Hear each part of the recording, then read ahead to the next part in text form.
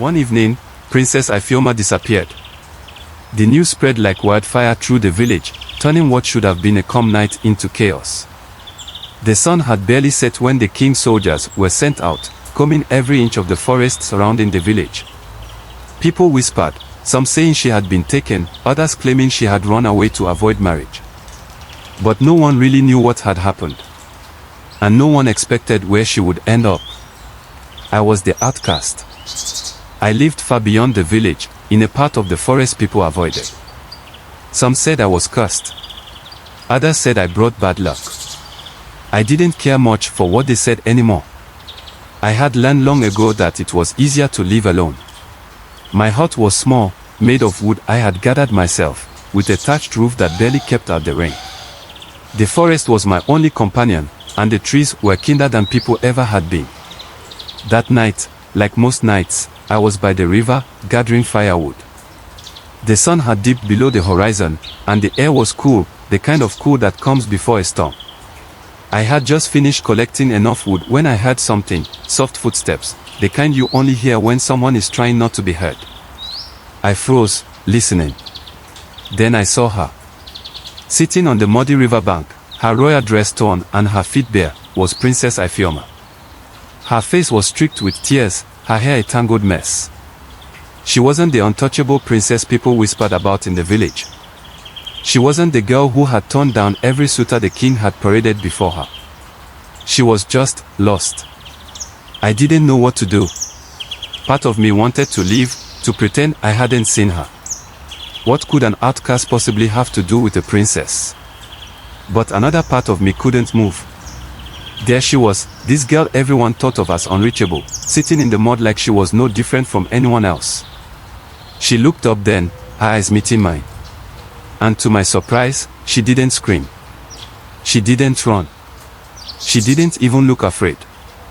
Her eyes were wide, but there was something else there too, curiosity, maybe, or perhaps the kind of calm that only comes when you've already lost everything.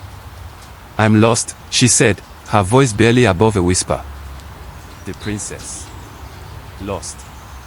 I stood there, staring at her, unsure of what to say. She didn't belong here. This wasn't her world. And yet, here she was, as if the forest had swallowed her whole and spit her out at my feet. For a moment, I thought about turning and walking away. She would find her way back. She had to. Someone would come for her. But then, before I could convince myself to leave, I found myself moving toward her. I reached out my hand, and after a long pause, she took it. Her fingers were cold, trembling slightly, but she gripped my hand with surprising strength. That night, I led her back to my hut. I gave her food and water, though I had little to spare. She didn't say much, just sat by the fire, staring into the flames. I wanted to ask her why she had run, why she was here, but something told me not to. Instead, we sat in silence, the crackling of the fire the only sound between us. She slept that night on a straw mat in the corner of my hut. I stayed by the door, watching the trees sway in the wind, waiting for the soldiers to come, but they never did.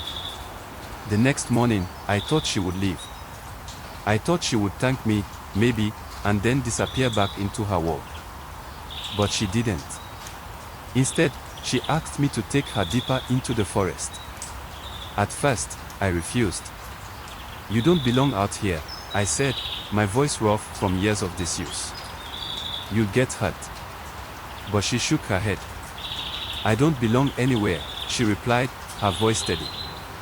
There was something in her eyes, something I hadn't noticed before, an emptiness, a desperation I recognized. It was the same look I had seen in my own reflection many times. She wasn't running from someone, she was running from herself. So I agreed. Days passed. Weeks, even. We wandered deeper into the forest, far beyond where the soldiers would ever think to look. She was no longer the princess in fine clothes and perfect manners. She became something else, someone else. She learned how to gather wood, how to fish in the river, how to live in the wild. And I learned to talk again. She asked me about my life, about the village, about why I had been cast out. At first, I avoided the questions. But eventually, I told her. I told her about the accident when I was a child, how the scar on my face had made people turn away from me, how they had started to believe I was cursed, how even my own family had pushed me aside. I told her about the loneliness, about the silence. She listened. She didn't pity me, and she didn't try to comfort me. She just listened. One night, we sat by the river, the stars reflecting on the water like tiny diamonds scattered across the surface. She turned to me, her eyes shining in the moonlight. "Do you know why I ran?" she asked. I shook my head. I didn't want to guess. She sighed, her breath a soft cloud in the cool night air. "I didn't want to marry for power or wealth. I didn't want to be someone's possession, someone's trophy. All the men who came to ask for my hand, they didn't see me. They saw a princess, a prize. But no one saw me." Her words hung in the air, heavy and sad. I looked at her, really looked at her, and for the first time, I understood. She wasn't running from marriage. She was running from a life where she was invisible, where no one saw her for who she really was. After that night, something changed between us. We spoke more, laughed more, shared more. I stopped seeing her as the princess, and she stopped seeing me as the outcast. We were just two people, lost in the forest, finding something neither of us had ever known, freedom. But the world doesn't stay hidden forever. One day, the soldiers came. They found us by the river. I thought it was over. I thought they would drag her back to the palace, and I would be forgotten again, left to rot in my little hut. But when they took her, she didn't fight. She didn't cry. She simply looked at me, her eyes full of something I couldn't quite name. And then she was gone. I thought that was the end of it. But a few days later, she returned. Not in secret, not in the dead of night, but in broad daylight, in front of the entire village. She walked straight up to the king, her father, and announced, loud enough for everyone to hear, "I have chosen who I want to marry." The crowd gasped. The king's face darkened. And then she said my name. For a moment, I thought I had misheard. Me. The outcast. The man no one even looked at. But there she was, standing tall, unafraid, staring her father down with a determination that could have shaken mountains. The king didn't laugh. He didn't shout. He just looked at his daughter, then at me, standing awkwardly at the edge of the crowd, and said, "If this is your choice, so be it." And just like that, my world changed. I became the man who married a princess. Not because I was rich, or powerful, or handsome.